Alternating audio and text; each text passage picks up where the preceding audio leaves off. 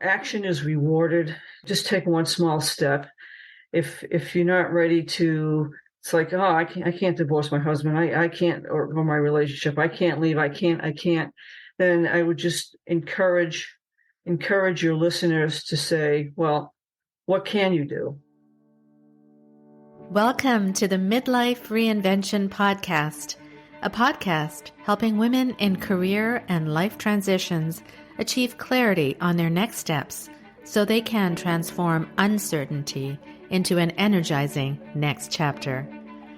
I'm your host, Kavita Ahuja, and the founder of It's My Time Now Coaching. If you're wondering what's next in your career or life, you are in the right place. Through solo and guest episodes, you'll gain practical tips, tools, and inspiration to help you uncover blocks, gain confidence, and be, do, and have what you want. I rediscovered myself after the age of 50, and I know you can too. It's my time now to help you do just that. I'm so excited you're here. Let's dive in.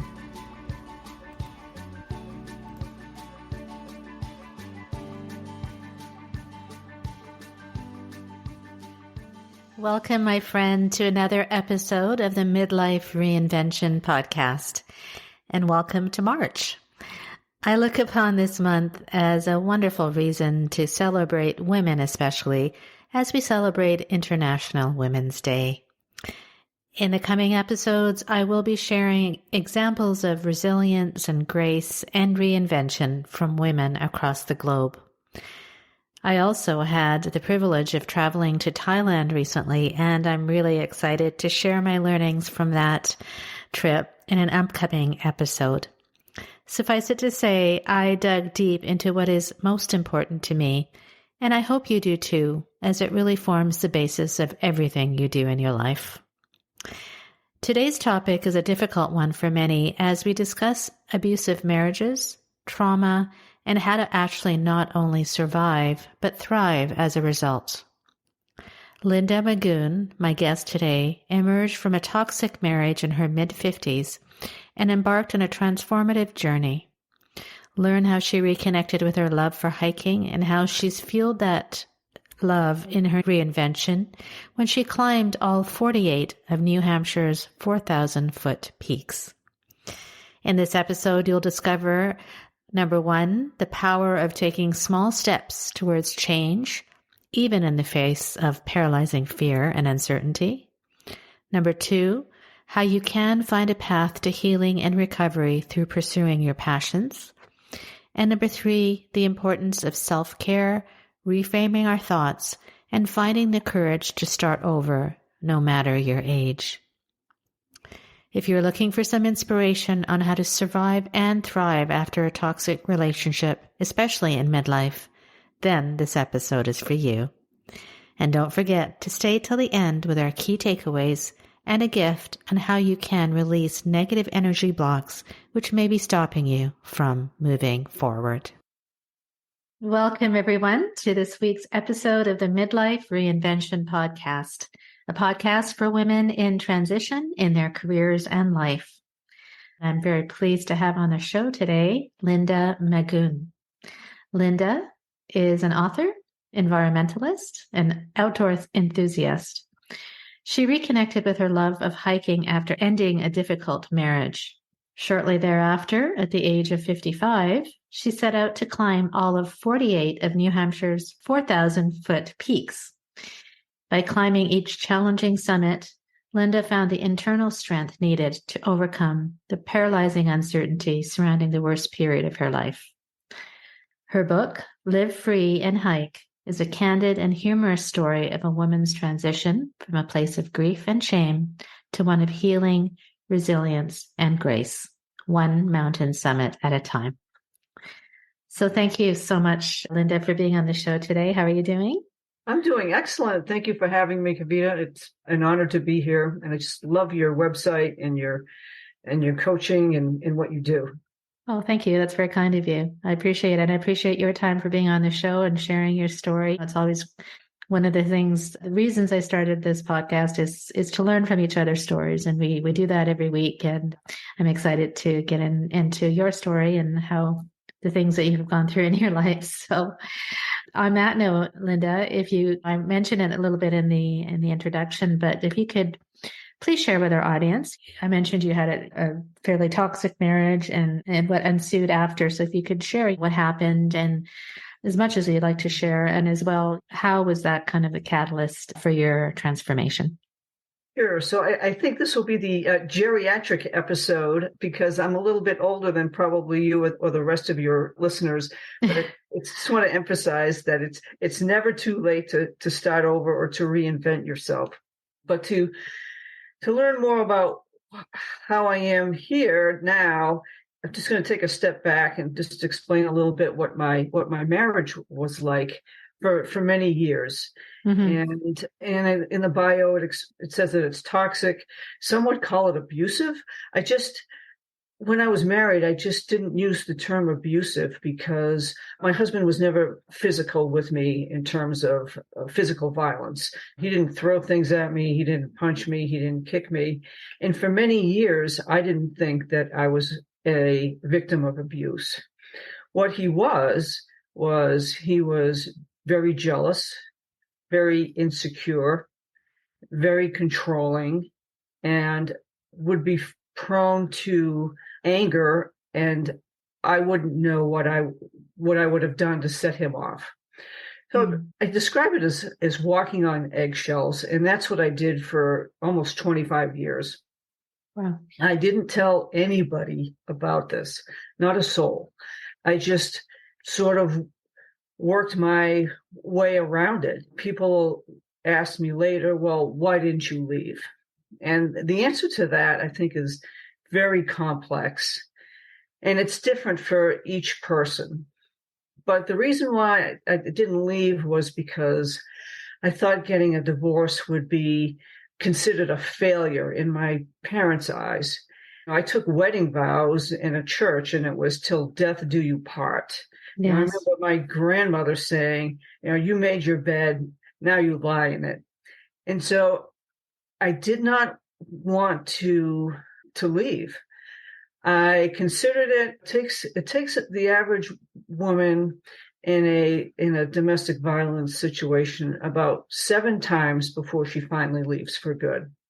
And I had considered it earlier in my marriage. I went and got the divorce papers from the court office, and I came back home with them. And when I started to read to them, it was just so overwhelming.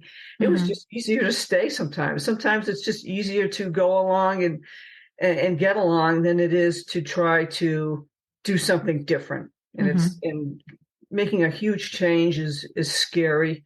How am I going to make it on my own? Where am I going to live?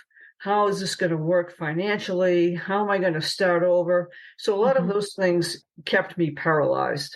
Like I said, I wasn't physically abused. So in my mind, I was in an unhealthy relationship, but it wasn't that bad. So fast forward many years, I was in my mid-50s, early 50s, when everyone has their tipping point, right? And so my tipping point came in the middle of the night when I made the mistake of asking for something, wanting something, and my then husband went into this swearing, yelling, screaming rant in the middle of the night. And that's when I knew that even I didn't deserve to be treated like this. It was like, this isn't something that I did. This wasn't my fault. And so it was at that point when I said, you know what, I'm done. I'm going to file for divorce. And I engaged for the first time ever. I told somebody, a professional, a therapist, what was happening. And she started to ask all the right questions as to whether I was safe in the home, whether there were guns in the house, that type of thing, because she was concerned for my personal safety. With her help, I did file for divorce, and I moved out. And that's when I discovered or rediscovered my love for hiking, because it was something I could finally do. It was like Independence Day. It was like my July 4th. In my marriage, I couldn't ask for anything. It was a huge lift to go out with a few girlfriends. I had to had to kind of wait for the right time. Is he in a good mood? And now that I was on my own, I could go out. I could make new friends. I could try new things. It was the most liberating experience. And part of those new experiences was rediscovering my love for hiking and for the outdoors. Mm-hmm. Wow.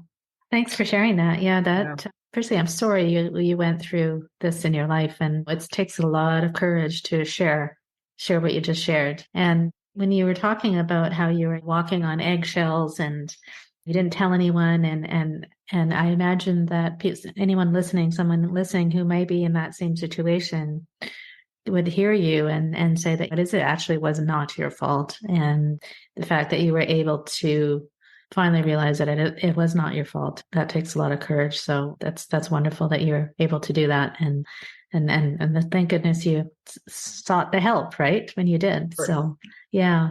So that's a great story of you finding your kind of 4th of July, right? With the hiking again. And I just want to go back to that actual point when you decided to leave. How did you have the courage? Because that's one of the things that we talk about a lot is obstacles we have in our way. You had many, of course, but what was it that really gave you the courage to cope and then to move on despite all these things that you were going through? Yeah, I think it was engaging with a therapist shortly thereafter.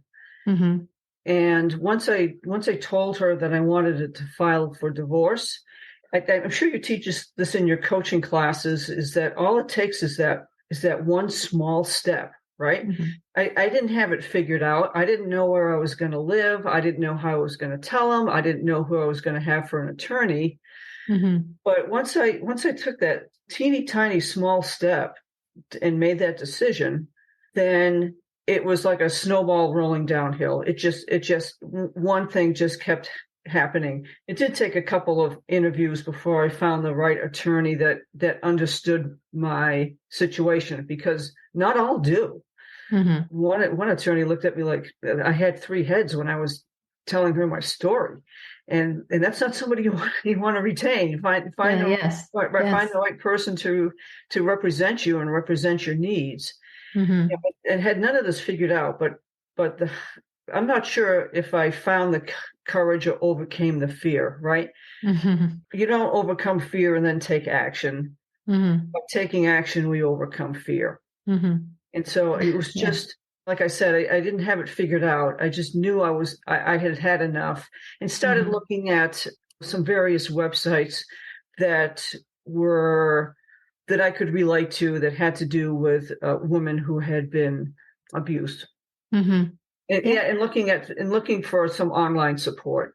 Yes. Yeah. Yes, that's so true, because that's support is very necessary when you need to find your tribe. You need to find people who encourage you, and also I totally agree with that. And yes, courage. I mean, I just had a workshop on it, and it really is. Sometimes it sounds like easier said than done, but when you do take that first step, in this case, stepping out the door, right?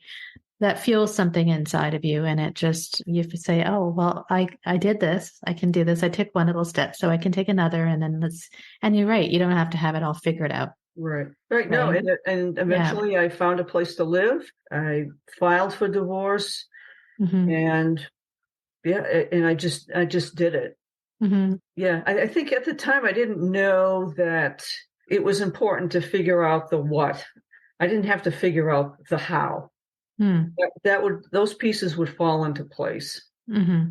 And that's true with any goal you have, right? You have something, it's important to figure out the what, and the how will come later. The how will follow. Right. Yeah, you don't have to have Otherwise, you'll be paralyzed. Yeah, I think that's true, because it becomes very overwhelming if you think about all the steps that you need to take in front of you versus just having an understanding of what it is you want to get to, and then just working towards that. So did you want to describe what happened after that, or? Oh, sure. So I got divorced in the summer, and became final. I moved out, and I don't want to say it was fine. It's a huge adjustment, of course, but it was challenging for me to tell people that I had Mm-hmm. been divorced because, like I said, I was very quiet. I didn't tell anybody what had been going on for years and years. So now opening up to friends and coworkers and saying, yeah, I'm not married anymore was really Mm-hmm. difficult for I'm me, sure. Yes. and to share that journey and Mm-hmm. that news. Yes. But it also offered new opportunity as well, right? And so one day, I'd always wanted to hike up this one particular mountain in New Hampshire. It's beautiful. It's in the western part of the state, and the name of the mountain is Mount Musalak. And it was a stretch for me. It's about an 8 mile round trip, which is fairly lengthy for somebody in their mid-50s who'd never hasn't been hiking much.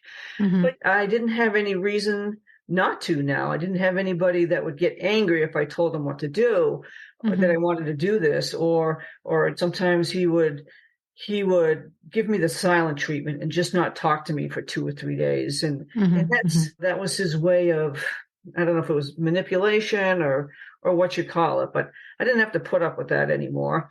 And so I went out and I set out and I hiked it, and I just felt incredible. I had accomplished something I had always wanted to do. It felt good to get some exercise and some fresh air. I wasn't quite Julie Andrews singing from the top of the hill, but I don't know if you hear me sing or not. But it was very close. Yeah. It was a very almost spiritual experience because so much of Oh. that mountain is above tree line. You can just see for miles. And there's something magical about being above tree line when you're kind of looking down on everything else, and Mm-hmm. you're looking across the landscape for miles and miles. And that really spurned me to do more hiking. Mm-hmm. So I set this goal to hike all of the 48 4,000 foot mountains and higher in New Hampshire. And Wow. accomplishing this is kind of a thing. It's like hiking the Appalachian Trail or the Pacific Crest Trail or anything like that. So this you hike this list, and as a reward for all of this effort, you get a tiny little certificate and a tiny little patch from the 4,000 footer club. So Okay. I wanted a tiny certificate and I wanted a tiny patch. And Yeah. shortly after I hiked that mountain, it's like, well, one down, 47 to go. So That's amazing. I decided to keep going because I enjoyed it so Yes. much. Yeah. That's amazing. Yeah. That's really great. That's awesome. What a great story. When you were talking about that being like a spiritual experience, like I often when I'm speaking with my clients and they're trying to figure out what to do next in their life, right? And often they have forgotten some of these buried passions that they've had as maybe even as a child, and when they realize that that's something that they want to pursue again, it just opens up such a I guess passion in their souls, right? And that's kind of what seemed like as you described it above the tree line and that experience. And so, yeah, I guess would you encourage people in later life to pursue their passions? And what did it do for you? Like, Right, right. So for me, I'd always liked the outdoors, and I have an outdoor career where I hmm work. Where at that time I was outdoors quite a bit, so I knew what I wanted. It hmm was easy for me to pick that up, but I also tried other things as well, and just because I could. And there wasn't yes, anything stopping me from saying no. I didn't have to, I would weigh, it's like, do I really want to do this particular activity? And if I did, then I would suffer the consequences.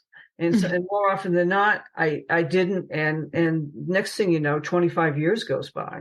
So for me, it was fairly easy to discover this, but I tried other things too. I tried taking an art class, and yeah, I wasn't that great at it, but what the heck, yeah, you try it and yes, yeah. try to figure out what sticks. Right, right. Right. So So it's like those two words came out, freedom, and you had the freedom and you had the choice. You could make a choice of what you wanted to do, The fact that you took that choice is amazing. And I guess I would ask is that some people who may be listening who are experiencing maybe trauma or an abusive relationship or feeling like they're stuck, what would be your message to them based on your experience, and how would you advise them to move on if they can? Hi, my friend. Kavita here. Do you often feel blocked from moving forward? We all feel that way at times. These are referred to as energy blocks. I've created a short, actionable PDF guide to help you release your negative energy blocks. Click the link in the description to download it now for free. Now, let's get back to the episode. Yeah. So so your question was what advice would I give to folks that are stuck or in abusive Or that relationships? are similar relationships that you had. Yeah. So I mean, there's certainly resources out there. There's a organization called the National Coalition Against Domestic Violence, and their telephone number is their website is called thehotline.org. And I guess what I would want to emphasize to your readers is that there doesn't have to be physical violence in order for you to be quote unquote abused, right? Mm-hmm. And the name of the organization is almost misleading, and there's subtle signs, right? And I just didn't. I knew it was wrong. I knew this wasn't. I knew this wasn't healthy, but I didn't know what to do.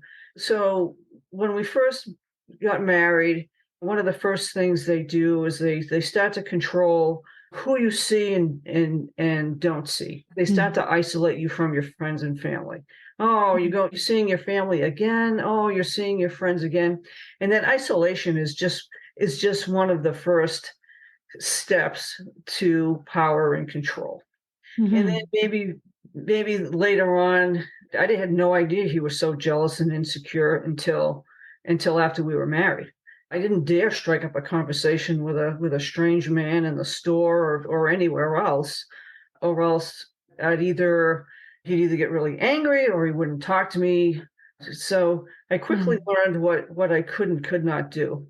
And from there, it just depends on the abuser, quite frankly, what happens from there. But those are the first warning signs. And so I didn't tell anybody about it, but there were clues.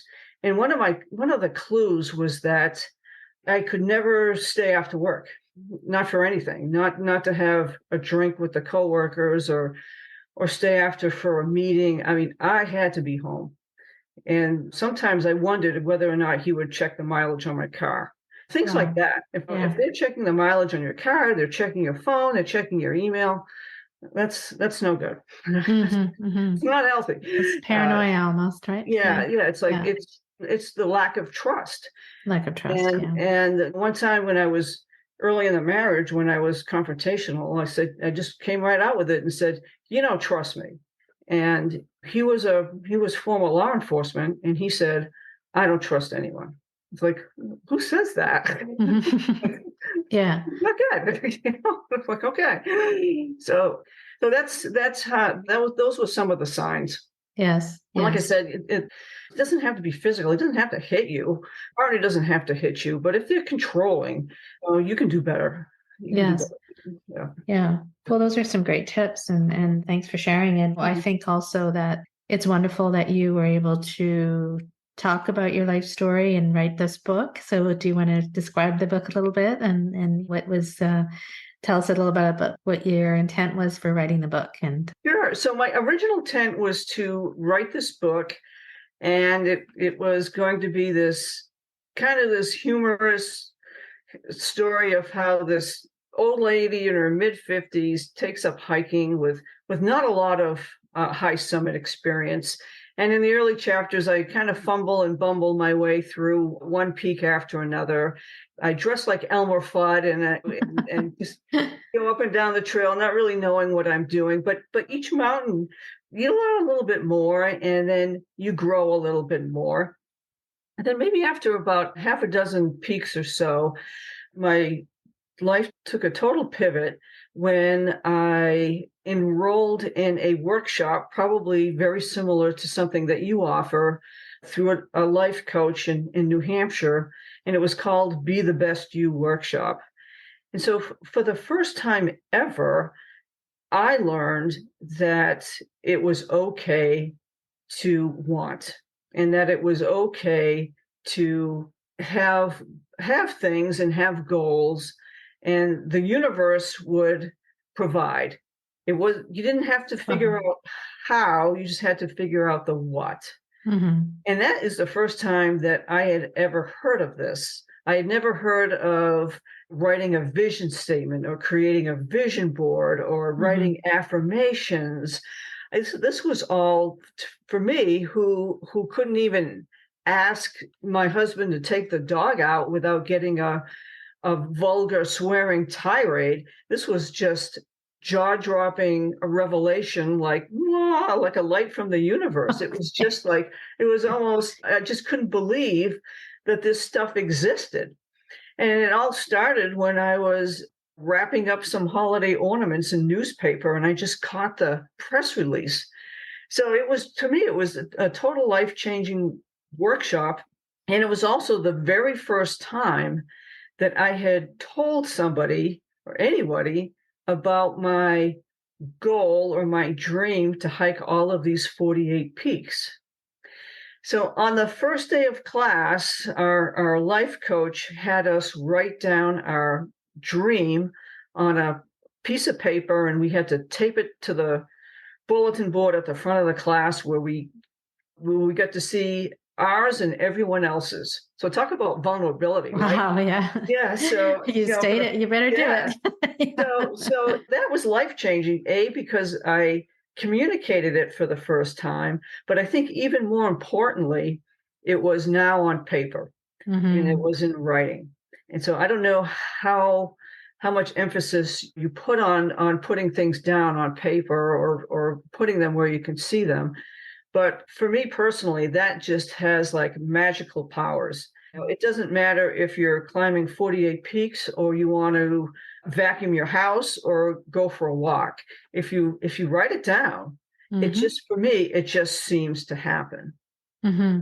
And so that's what I did. I took this class. It was started in January, right? The new year, new you type thing. Yeah, yeah. And so, in order to show my classmates that I was making progress with this goal, I kept hiking through the winter, which was a little scary and courageous in its own right, because now the consequences are a little more harsh if you make a mistake, right? Mm-hmm. Mm-hmm. It's much colder out. Daylight is in far shorter supply. There's fewer people out there that can help you if you get into trouble. And I Mm. did the majority of these hikes I did alone, just because it just suited me to Right. do that. I just preferred to Yes. do it. But in Yes. winter, it's a little more dangerous. It's a little, your pack is a little bit heavier with extra clothes and extra gear. But Oh, I just you kept did it. hiking and just kept checking them off the list. Yeah. Yep. Yeah, that's wonderful. And I think that's fantastic that you did that. And then yes, in answer to your question, I do encourage, well, it's almost a necessity that when you're creating goals or you're creating visions for yourself, you must write it down. You must journal it. You must write down what you really want.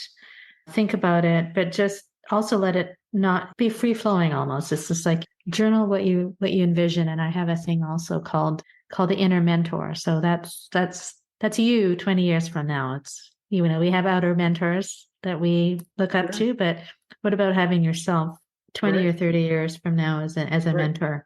And Right. then when you can visualize her in detail, when you ask her, how did we get here?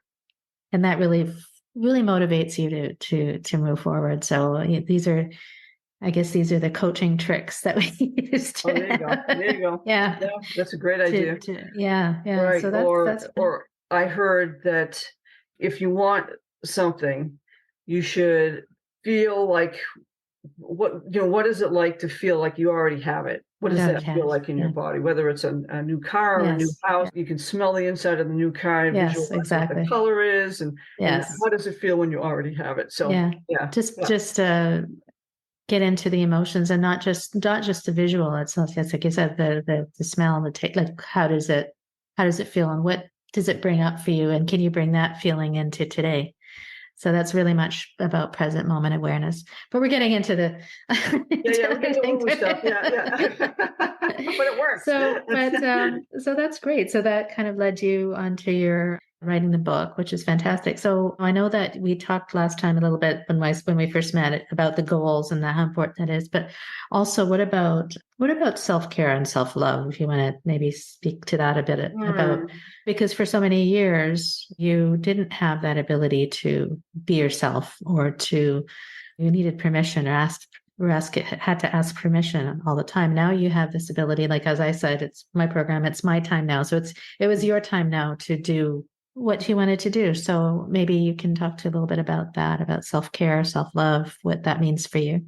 Sure. So I think the idea of just carving time out of your schedule, taking a day off from work, or taking time out for yourself and going hiking, or doesn't even have to be hiking, playing golf, or going for a walk. Doesn't even have to be a whole day, a whole hour. I think that was just sort of an expression of that. And I think the physicality of just go for a walk, had so much mental health benefits and physical benefits too.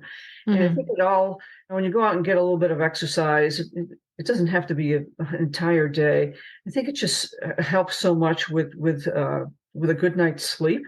And you can't hit the ground running and start your day and get your list going, or get the kids out of the house really without good sleep hygiene and getting a good night's sleep. And that was one of the early things that I had worked on, because I wasn't sleeping well after my divorce, because there's a lot of things still rattling around in your head that I needed to work on. One of the conversations I had with my therapist shortly after I had engaged with her was I really wanted to justify in my mind leaving. And to that end, I asked her, was I abused? And she looked at me and she said, well, we can explore that. Would you want the same relationship you had for your family or for your friends? Would you want that same relationship for them?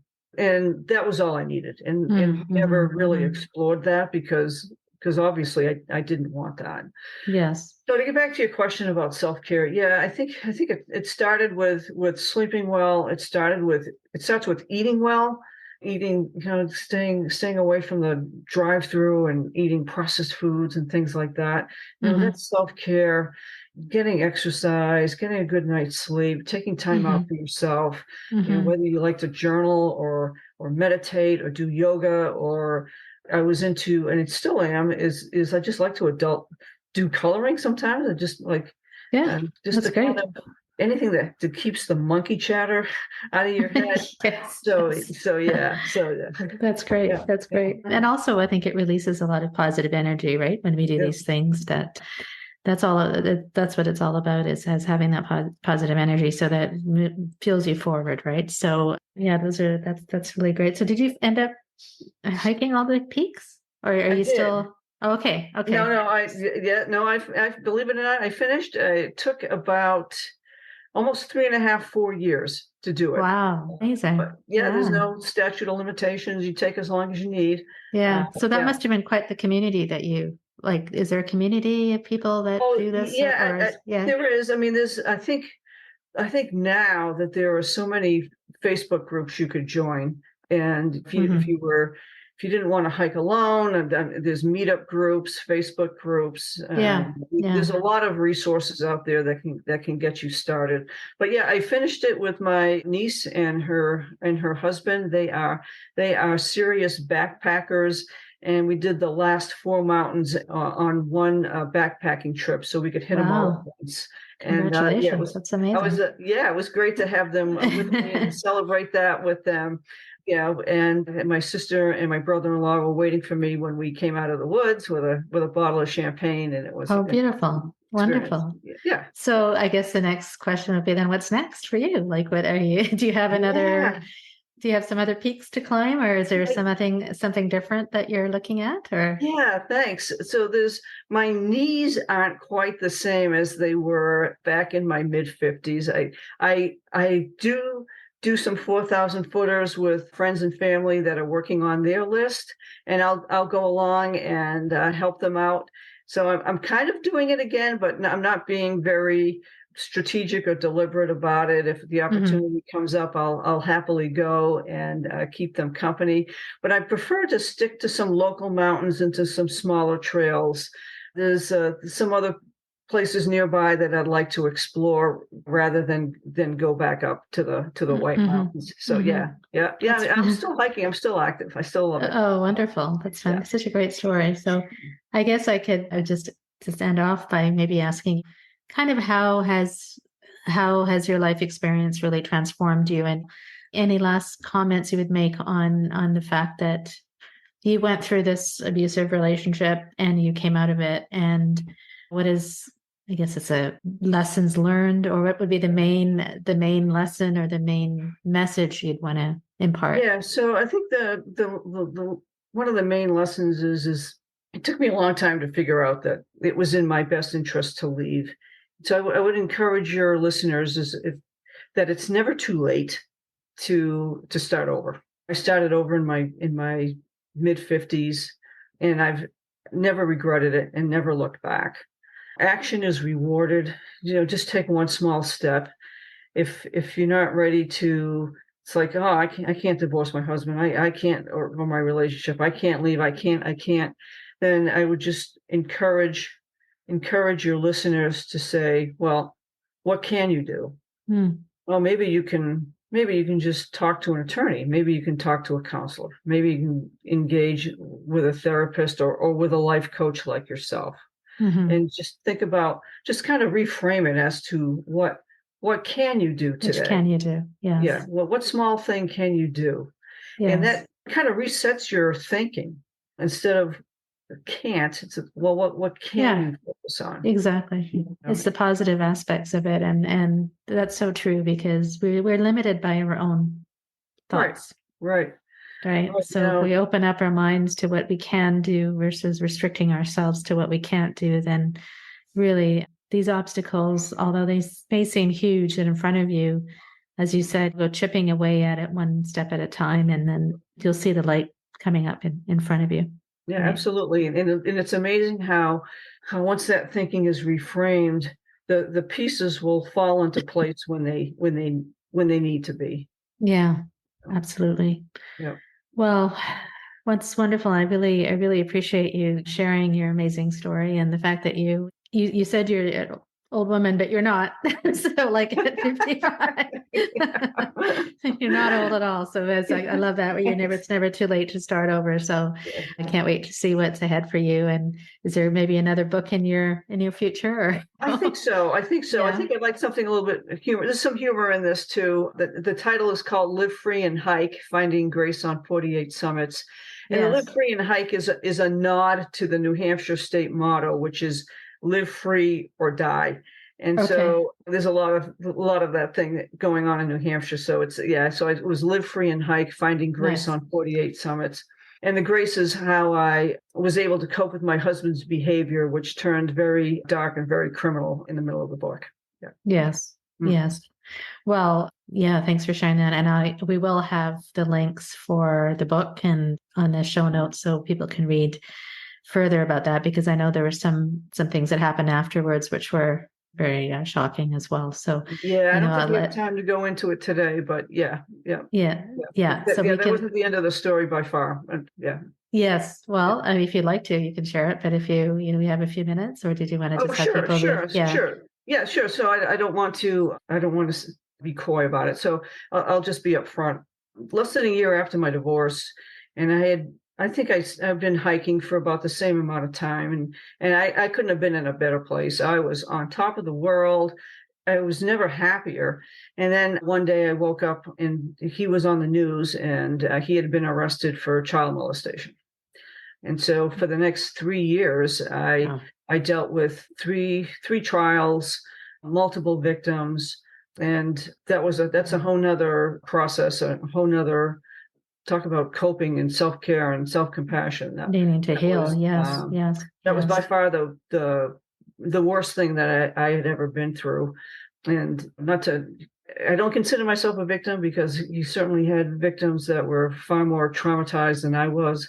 But at the same time, it was very difficult to see that and to function on a day-to-day basis when he was making headlines every other day. Wow. Yeah. Yes. I mean, I can't imagine. And one thing I will say is that having to go through that and see that and live through that, I am amazed by your resilience and your positive attitude. And that's really one of the reasons I wanted to have you on, is because despite anything that like the worst of the worst things that can happen in our lives, we can get through it. We can get through it. Yeah, it was completely overwhelming. Sometimes there were days when I couldn't get out of bed. I'm sure. But you have to. And I didn't know how I was going to get through the day. How am I going to go to work and function?